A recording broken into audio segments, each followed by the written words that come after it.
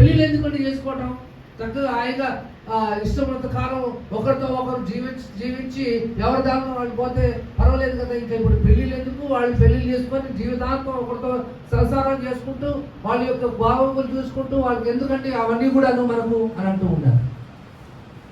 అప్పుడు ఏమంటారు మీరు? మంచిదంటారా? మంచిదంటారా రాజ్య సమాజం ఉండటం? కాదు. ఎందుకంటే అది దేవుని నిర్ణయం కాదు.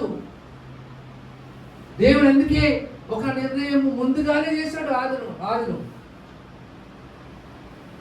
నరుడు ఒంటరిగా ఉండటం మంచిది కాదు, అది మంచిది కాదు అని మొదటిగానే ఎరిగి ఆయన మరి వివాహం అనేటువంటి వ్యవస్థను ఆయన చేశాడు.